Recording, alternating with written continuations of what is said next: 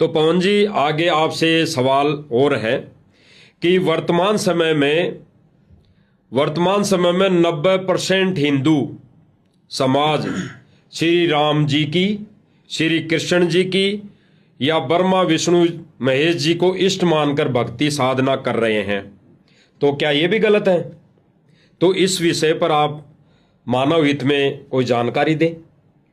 देखो कजोड़ जी, ये तो मैंने अभी आपको क्लियर कर दिया सतगुरु रामपाल जी के ज्ञान से, सत्संग से, कि गीता जी अध्याय 7 श्लोक नंबर 15 में तीनों गुणों, रजगुण ब्रह्मा जी, सतगुण विष्णु जी और तम गुण शिव जी, इन तीनों देवताओं की पूजा करने वालों को 4 गालियां दी है।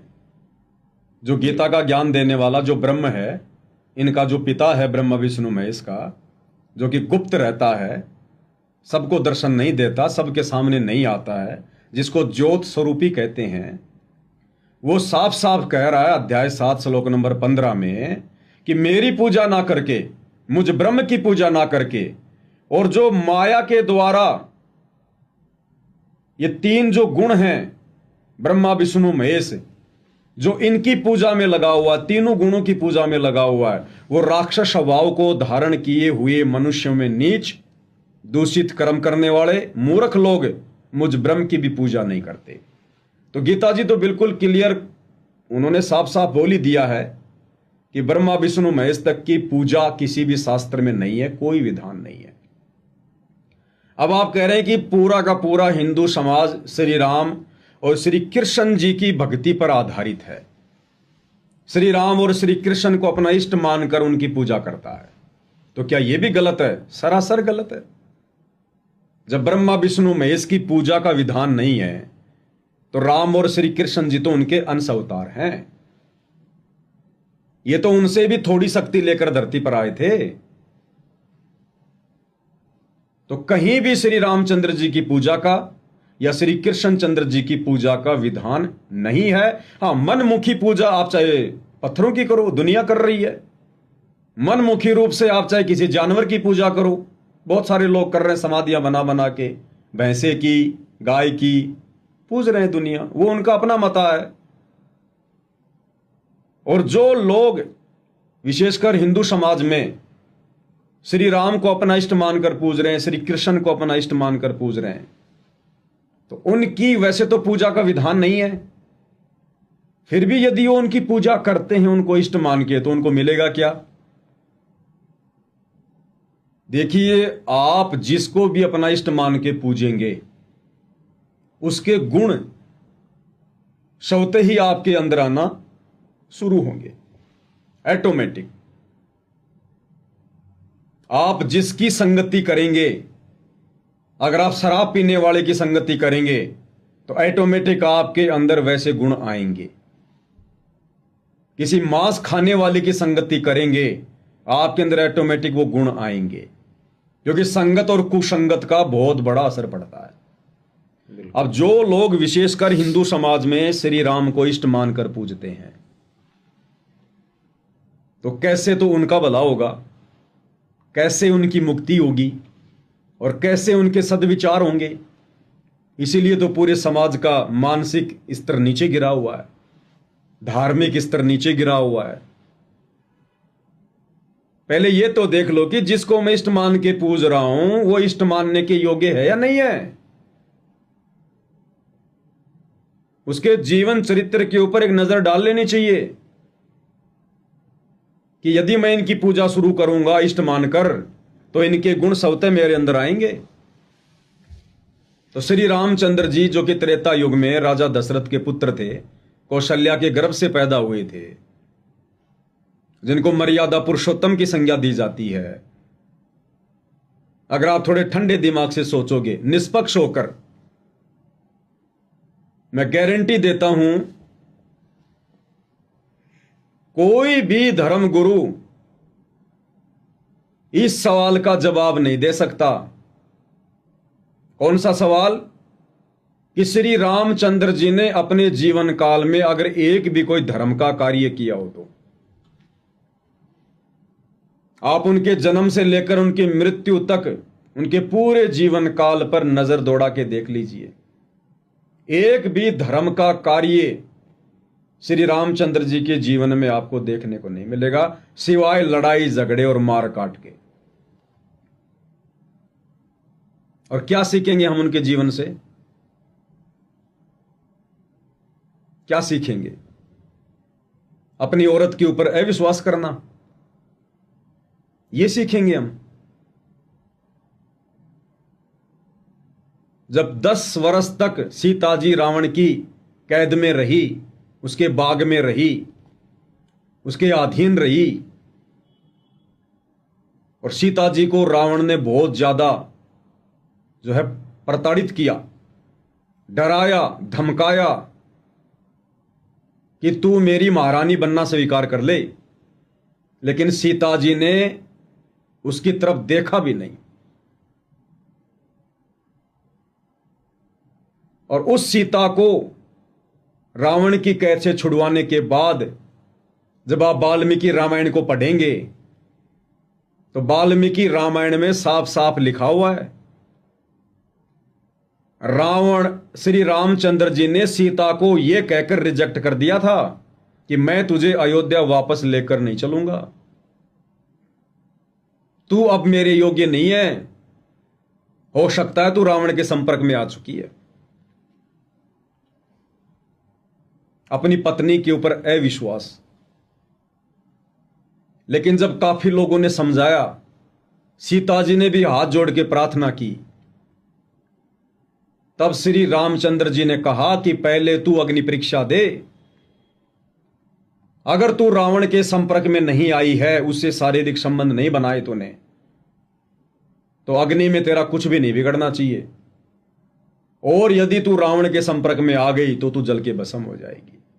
सीता तो पाकसाफ थी, उसने अग्नि परीक्षा को स्वीकार कर लिया और सबके समक्ष सीता जी जलती हुई, धधकती हुई आग में बैठ गई और सीता जी का बाल भी बाका नहीं हुआ। तब श्री रामचंद्र जी को यकीन हुआ कि हां, सीता पाक साफ है। तो क्या सीखेंगे हम श्री रामचंद्र जी से? उनको अपना इष्ट मानकर उनकी भक्ति करके अपनी धर्म पत्नी के ऊपर अविश्वास करना। क्या इससे हमारे घर में झगड़े नहीं होंगे, मनमुटाव नहीं होगा? हमारी संतान पे क्या असर पड़ेगा? फिर अग्नि परीक्षा देकर सीता अयोध्या आ गई। उसके 2-3 वर्ष बाद श्री रामचंद्र जी ने लोगों के कहने से, एक धोबी के कहने से, सीता जी को फिर से जंगल में निकाल दिया, जबकि वो गर्भवती थी। और सीता ने कहा कि मुझे क्यों निकाल रहे हो, मेरा दोष क्या है? तो रामचंद्र जी ने कहा कि लोग तेरे विषय में ऐसा ऐसा कह रहे हैं कि जो औरत 10 वर्ष तक रावण के पास रही हो और उसको रामचंद्र जी ने अपना लिया, समाज में मेरी बेइज्जती हो रही है, मैं अपनी तौहीन सहन नहीं कर सकता। सीता ने कहा कि आपकी आंखों के सामने मैंने अग्नि परीक्षा दी थी, तो मेरे ऊपर विश्वास करोगे या लोगों पे विश्वास करोगे? तो जो श्री राम अपनी धर्म पत्नी पर विश्वास ना करके और आम जनता पर विश्वास कर रहा है, और अपनी धर्म पत्नी को जो गर्भवती थी और उसको अयोध्या से बाहर निकाल दिया, आप उस श्री रामचंद्र जी को इष्ट मान के पूजोगे, आपके अंदर क्या गुण आएंगे? आपका जीवन कभी सुखी हो सकता है? अंत में श्री रामचंद्र जी अपने ही उन पुत्रों से लव और कुश से युद्ध कर रहा है, लड़ाई कर रहा है। क्या गुण आएंगे आपके अंदर रामचंद्र जी के? फिर काहे के इष्ट, काहे के भगवान? जिस श्री रामचंद्र को यह नहीं पता कि मैं जिससे लड़ाई करने जा रहा हूं वो मेरे बेटे हैं, हम उनको अंतर्यामी मान रहे हैं, उनको भगवान मान रहे हैं, परमात्मा मान के पूज रहे हैं, इष्ट मान के पूज रहे हैं। इष्ट होती है सर्वश्रेष्ठ शक्ति। तो क्या गुण आएंगे हमारे अंदर? फिर द्वापर में लोग, जब श्री कृष्ण जी आए फिर उनको अपना इष्ट मान के पूजने लगे। और वर्तमान में तो श्री राम से ज्यादा श्री कृष्ण जी की पूजा होती है। अब श्री कृष्ण जी के पुजारियों की तो हालत खराब है, क्योंकि जिसको इष्ट मान के पूजोगे उसके गुण ऑटोमेटिक आपके अंदर आएंगे। क्या श्री कृष्ण जी इष्ट मानकर पूजा करने योग्य हैं? नदी में गोपियां नहा रही हैं, स्नान कर रही हैं, उनके वस्त्र वहां से उठाकर श्री कृष्ण जी पेड़ पर चढ़ जाते हैं। गोपियां कहती हैं हमारे वस्त्र दो, हमारे वस्त्र दो, हम नंगी हैं, हमें लाज आ रही है, हम बाहर कैसे आए। और लोगों के इष्ट श्री कृष्ण जी उनके कपड़ों को अपने हाथों में लेकर पेड़ पर चढ़े चढ़े कहते हैं कि नदी से बाहर आकर कपड़े लो। क्या मनसा हो सकती है गोपियों को नंगा देखने की? इतनी मलिनता। और भगवान में, इष्ट में, उसके पुजारी का क्या हाल होगा? तभी तो आज ये बलात्कार के मामले बढ़ रहे हैं। लोगों की कुदृष्टि पर नारियों पे जा रही है, क्योंकि जिसको हम इष्ट मान के पूजेंगे उसके गुण अवगुण दोनों आपके अंदर आएंगे ही आएंगे। श्री कृष्ण जी ने 8 शादियां की, 8 उनकी औरतें थी। उसके अलावा उन्होंने कितनी स्त्रियों के साथ संभोग किया? एक राजा से युद्ध में 16,000 कुछ औरतें जीत कर लाए, उन सबके साथ उन्होंने संभोग किया। गोपियों के साथ उन्होंने संभोग किया। कुब्जा का वो कुब्ज ठीक करके उसके साथ में उन्होंने मिलन किया। ये भगवान के लक्षण है। ये क्या भगवान भी इतना काम वासना में प्रेरित होता है? क्या भगवान भी कामी होता है? अरे लोग तो भगवान की साधना इसलिए करते हैं कि हमारे 5 विकार, काम, क्रोध, लोभ, मोह, अहंकार, ये हमसे दूर हों, जो भक्ति में बाधक हैं, जीव को स्थिर नहीं होने देते, उसकी बुद्धि को विचलित रखते हैं। और जिसकी हम इष्ट मानकर साधना कर रहे हो खुद ही कामी है, खुद ही वो क्रोधी है। कितने लड़ाई झगड़े किए होंगे, कितने युद्ध किए होंगे, तो हमारे अंदर क्या गुण आएंगे? क्या इंसान सुखी रह सकता है? क्या परिवार सुखी रह सकता है?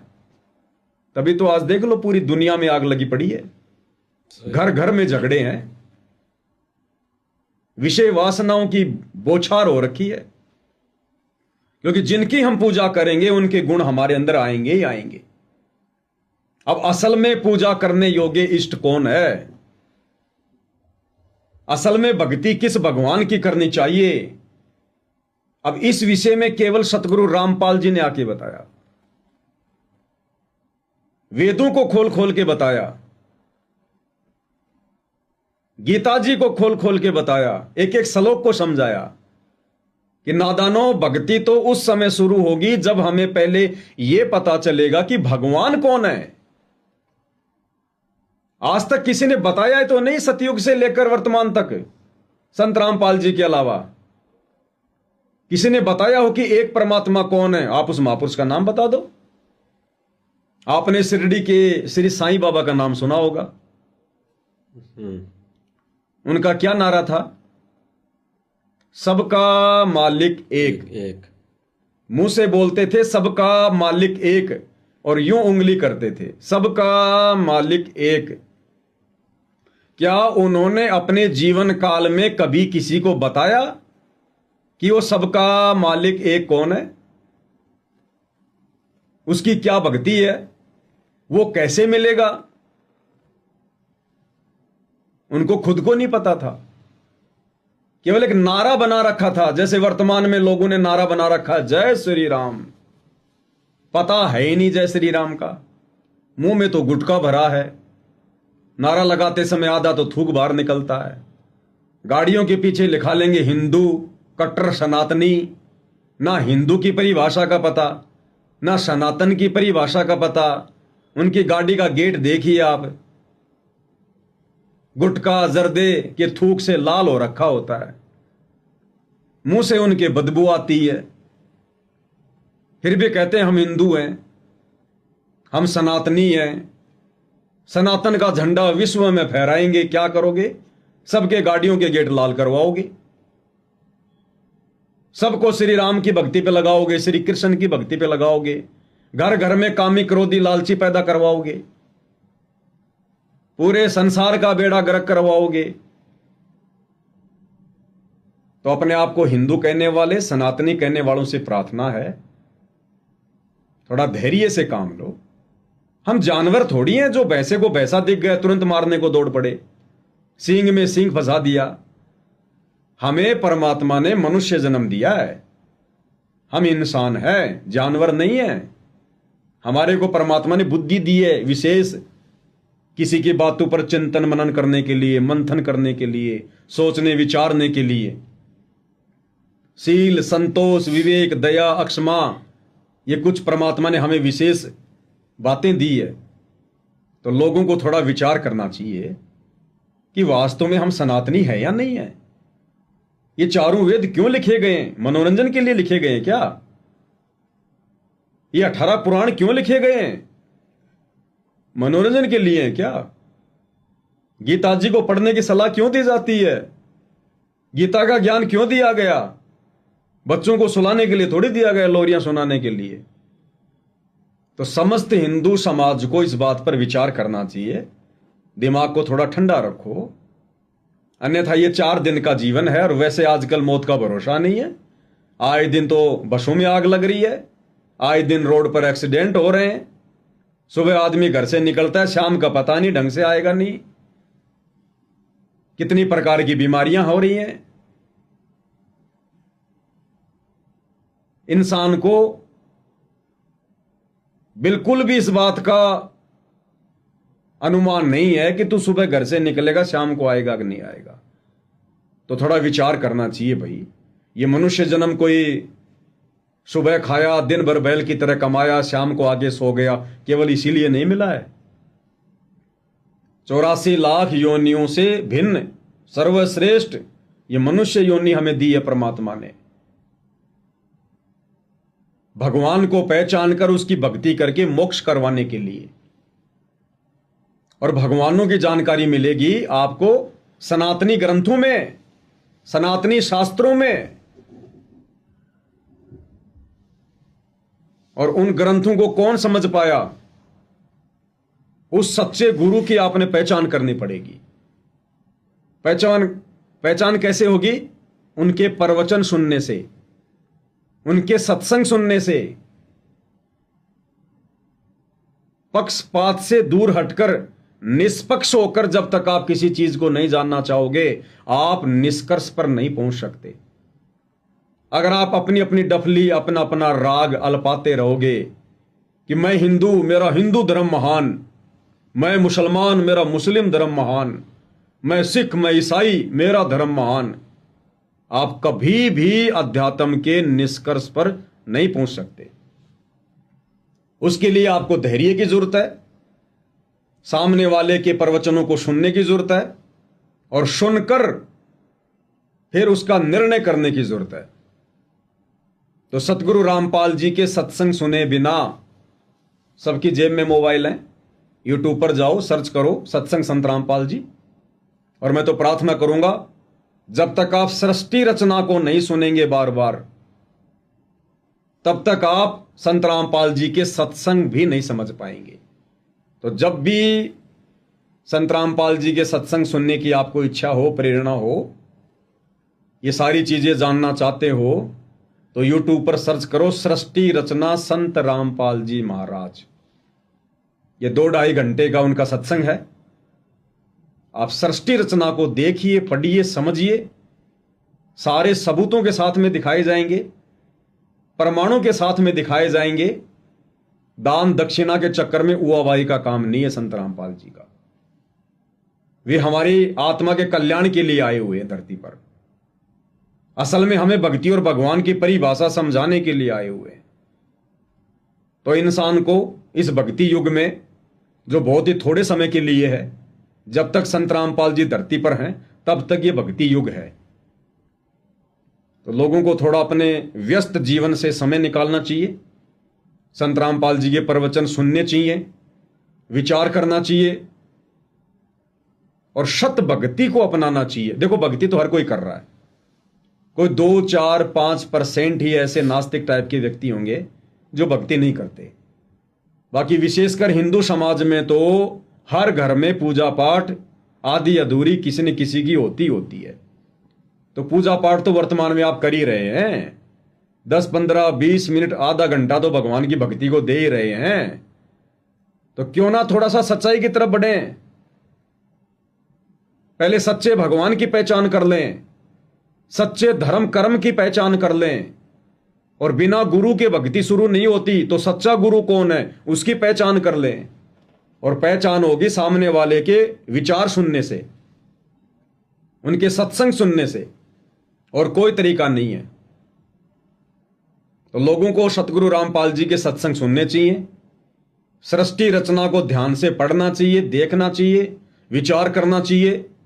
अन्यथा पल पल ये हमारा मनुष्य जन्म बर्बाद हो रहा है। भक्ति केवल मनुष्य शरीर से हो सकती है, मोक्ष केवल इसी शरीर से प्राप्त किया जा सकता है भक्ति करके।